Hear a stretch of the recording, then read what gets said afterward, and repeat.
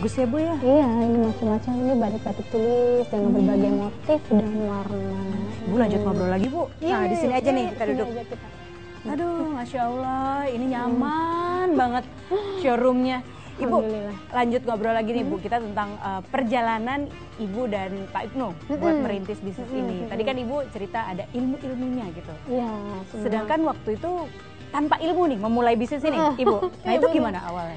Ya jadi awalnya nekat aja sih, ya the power of kepepet ya. Karena kepepet kita cuma lulusan SMA, kita memutuskan untuk menikah berarti kan harus bertanggung jawab dengan keputusan kita. Iya. Ya kan, mau kerja juga lulusan SMA kerjanya kerja apa, gaji nggak seberapa, jadi mau nggak mau harus memulai usaha. Ya, memulai usaha, tapi kita nggak punya ilmu bisnis, nggak punya pengalaman bisnis, cuma kita buang kata tapi, kita buang kata nanti, ya kan, menunda-nunda, kita buang semua alasan, udah kita lakukan aja apa yang bisa kita lakukan saat itu.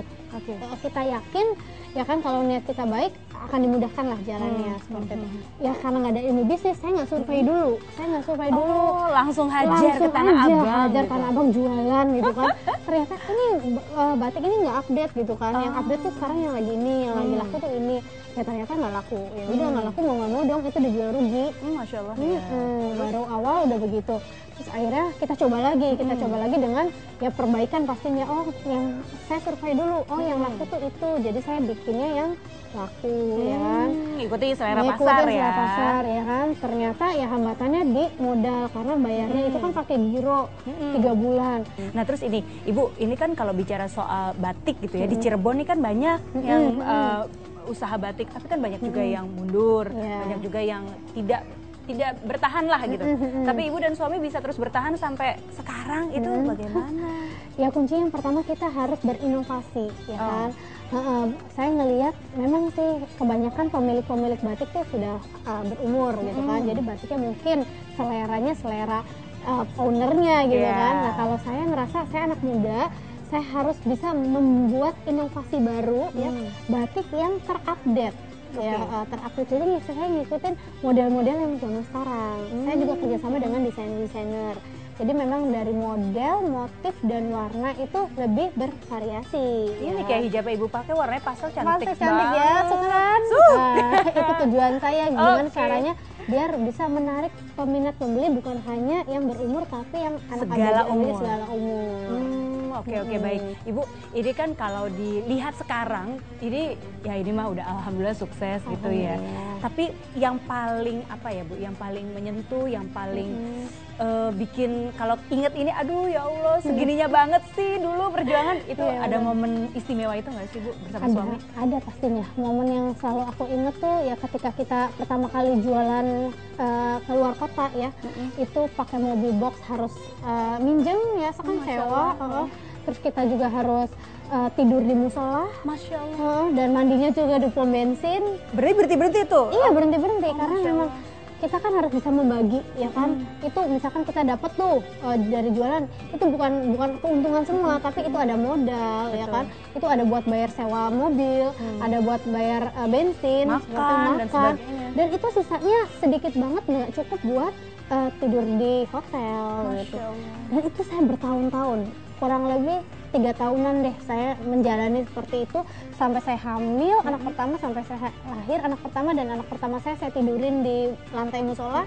Ada ibu-ibu yang bilang, "Neng, itu tega banget," katanya, "bayi ditidurin di lantai musola, nggak dingin apa?" Ya hati nurani seorang ibu ya, maksudnya tetap aja nggak tega, cuma mau gimana lagi gitu kan. Nggak ada pilihan. Itu yang bisa saya lakukan seperti itu gitu kan. Ya insya Allah lah, proses tidak pernah membohongi hasil. Prosesnya seperti itu, alhamdulillah hasilnya juga seperti ini. Tapi sejauh ini sudah merasa bermanfaat belum sih Bu? Ya alhamdulillah sejauh ini kan, karena memang saya awalnya jualan cuma sama suami, akhirnya sekarang sudah ada hampir lebih dari 1000 keluarga besar batik Trusmi ya, dengan 10 cabang di 5 kota besar kan, Jakarta, Surabaya, Bandung, Medan. Saya merasa alhamdulillah saya udah bisa sedikit membantu membiayai beberapa kepala keluarga gitu kan, alhamdulillah. Tapi ya tidak sampai di sini ya kan, perjuangan saya juga masih jauh gitu. Saya pengen bisa Batik Trusmi itu menjadi 1 juta keluarga besar Batik Trusmi, bukan hanya 1000 gitu kan, 1 juta. Targetnya 1 juta nih. Betul, doakan. Amin, insya Allah. Nah ini Kak, berarti kan mimpi-mimpi Ibu dan suami ini banyak gitu. Tapi waktu dulu nih, zaman sebelum menikah, itu mimpinya apa sih? Apakah emang udah saya mimpi punya perusahaan batik sebesar ini gitu? Enggak sih sebenarnya. Saya dulu waktu pertama kali menikah ya mimpinya memang pengen jadi pengusaha, tapi ya tidak sebesar yang sampai sekarang, alhamdulillah ya. Berarti kan impian saya tuh jauh lebih dari ini apa namanya impian saya gitu, tercapainya tuh lebih lah. Jadi saya sangat bersyukur banget, alhamdulillah. Cuma ya sampai di sini ya saya belum merasa puas juga, karena saya percaya Allah menciptakan manusia sebagai makhluk yang sempurna, pasti bisa melakukan hal yang maksimal. Karena kita percaya rezeki kita itu bukan hanya di satu bidang, tapi kita juga dikasih kesempatan dan rezeki di bidang-bidang lainnya. Makanya alhamdulillah Batik Tresmi bukan hanya usaha batik retail, tapi kita juga membuka usaha di bidang lain, yaitu PT Raja Sukses Propertindo, itu di bidang properti, sama Batik Kitchen di bidang kuliner, ada juga di bidang media itu cirebonpress.com. Oh, Masya Allah, ini berarti percabangan bisnisnya banyak ya, berawal dari usaha kain kafan.